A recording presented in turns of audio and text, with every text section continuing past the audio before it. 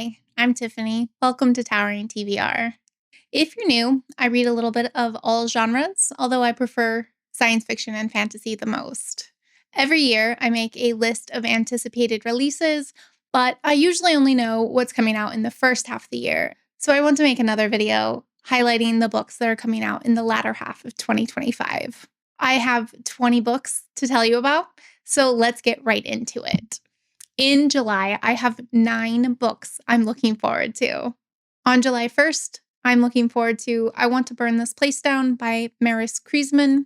This is an essay collection, and the blurb that really caught my attention said, I Want to Burn This Place Down is a book for anyone who wishes that they could go back in time to give their younger selves the real truth about the fractured country they have inherited and the encouragement to rebuild something better in its place.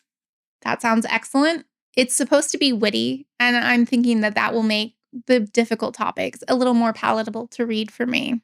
On July 1st, we are getting Human Rights, the third book in the trilogy for Her Majesty's Royal Coven by June Dawson.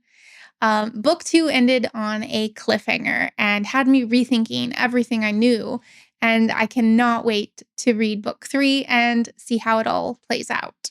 Obviously, I can't talk about particulars for a third book because of spoilers. If you want to hear my review on the first book, Her Majesty's Royal Coven, I'll link it in the cards and in the description as well. On July 8th, we have a nonfiction book called A Marriage at Sea by Sophie Elmhurst. If you're new, I love shipwreck stories so much. I have even made my favorite shipwreck stories video, which I'll link if you're interested. And so this is a nonfiction account of these two people who got lost at sea and the incredible strain that it put on their marriage. Let me read the blurb. Taut, propulsive, and dazzling, A Marriage at Sea pairs adrenaline-fueled high-sea adventure with a gutting love story that asks why we love difficult people and who we become under the most extreme conditions possible. Yes, please. That sounds awesome. Also on July 8th, we are getting Moon Rising by Claire Barner.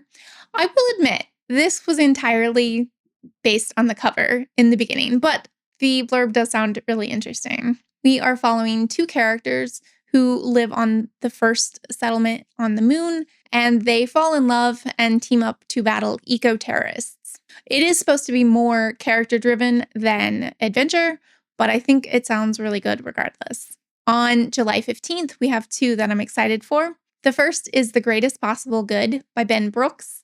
And I swear this reminds me a little bit of Schitt's Creek, and I would absolutely love it if it turned out to be similar to Schitt's Creek. So, a wealthy man has a near-death experience and decides to give away all of his wealth.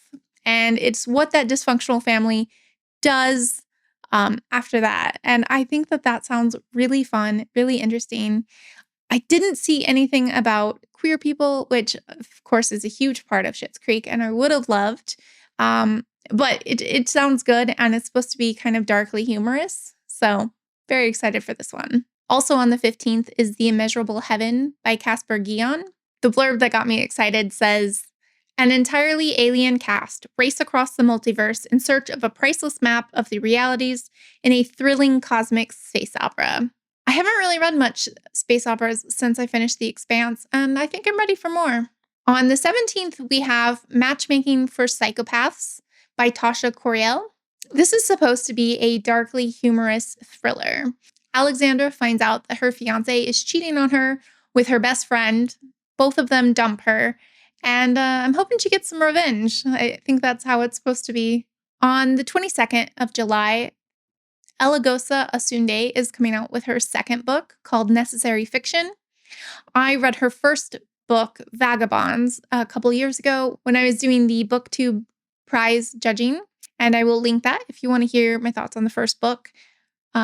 Spoiler alert, it was my favorite, and of course I wanted to pick up whatever she put out next. There isn't much of a blurb, but it does say that it is a character-driven, that it focuses on queer life and found family. And that sounds good, so I decided to add it.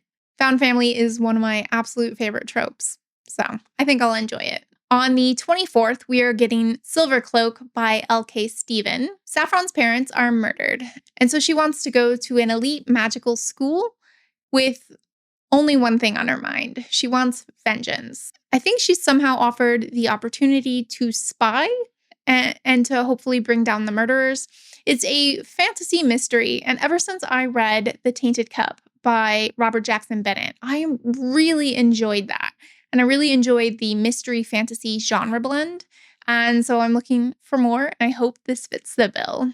If you know of any great mystery fantasy genre blends, definitely recommend them down below because I need more.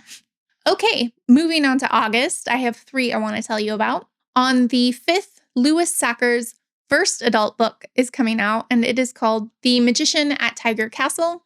You might recognize him for his children's books like Holes and The Wayside Kids from Wayside School. So this book is supposed to be a whimsical modern fantasy. A washed-up magician in the king's court is ordered to create a potion that will make the princess agree to marry a person she doesn't want to marry. The magician thinks that if he could do it, then this would raise his esteem in the court and he would be more well respected. However, the princess has been very nice to him and he does not want to make her do something that she doesn't want to do. I don't know what happens after that, but I'm excited to find out. Also on the 5th is a chronic illness memoir called We Should All Be Birds by Brian Buckbee. This is part chronic illness memoir, part nature writing, which I love that blend. So this focuses on the author's chance encounter, rescuing a baby pigeon, and nursing it back to health. He names the baby pigeon Two-Step, and it's this close bond that he has. However, as his chronic illness progresses, he is no longer able to take care of Two-Step and has to release him into the wild. I think that this is going to be such a heartwarming story. I love reading about close animal companion stories, and I love reading disability lit, so I can't wait for this one. On the 26th, we have Daniel Nayari's third book coming out called Teacher of Nomad Land. I have loved his previous books. He wrote his middle grade memoir called Everything Sad is Untrue. I gave that 5 stars and thought it was excellent.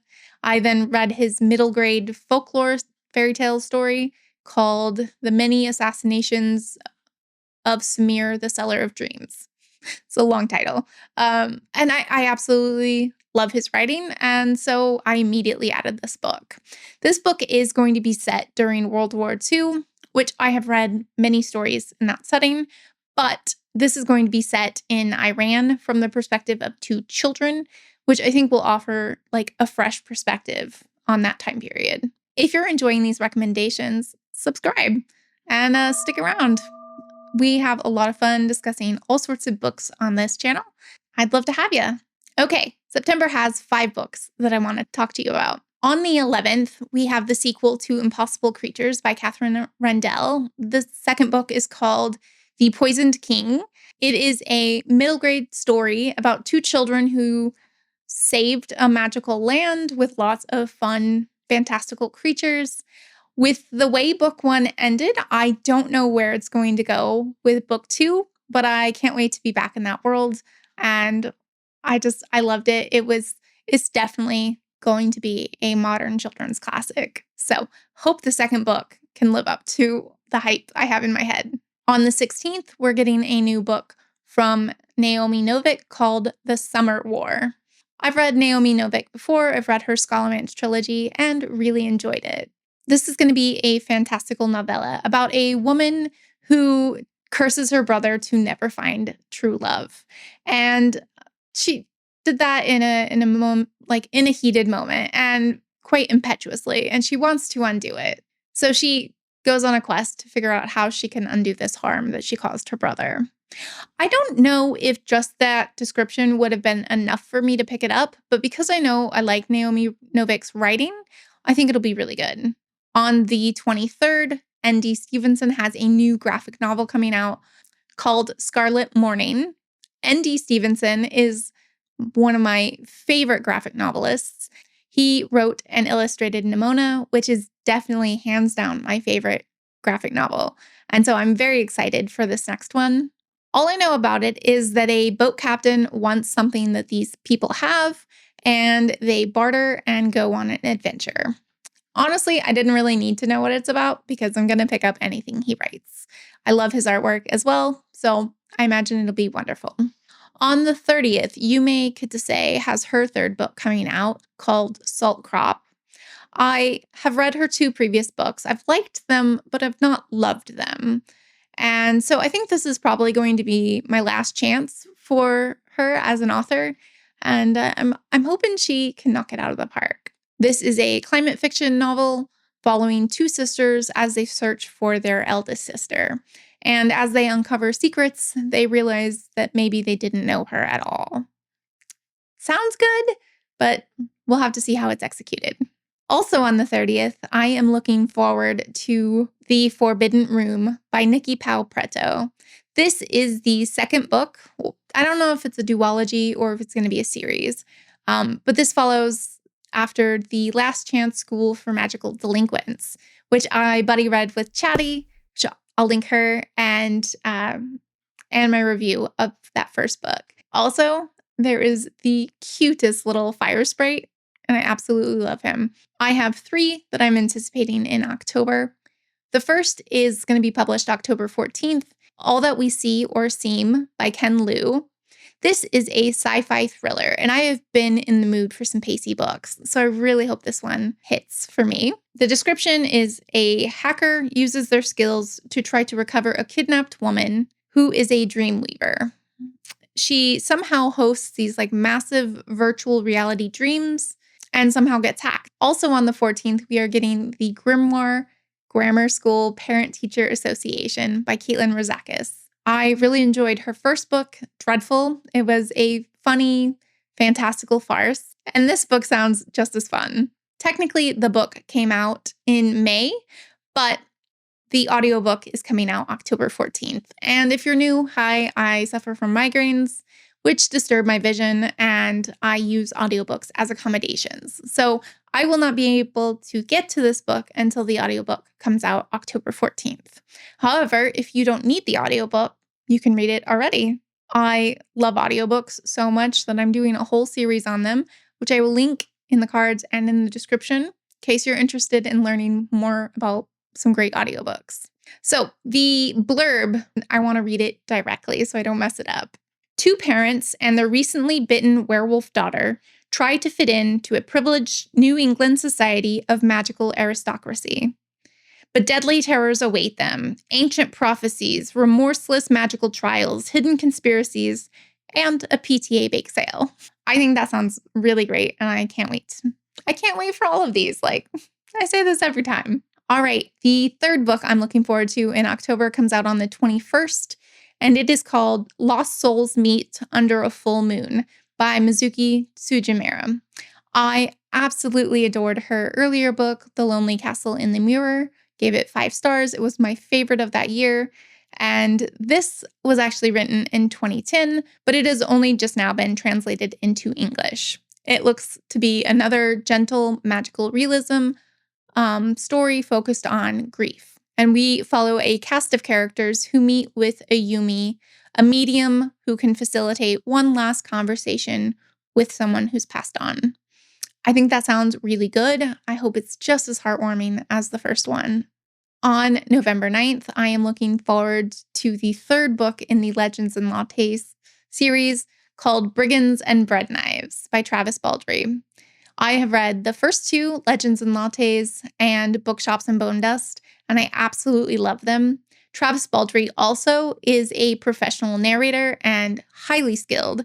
If you're going to read them, I highly suggest the audiobooks because he is so talented at creating unique voices for his characters. So this is going to be cozy fantasy and is supposed to be following one of the side characters from the first book. That is the 20 books that I'm excited about. I know as soon as I stop filming, I will find out a ton more books I'm looking forward to, but had to stop it somewhere. I hope that you found some great books to add to your TBR.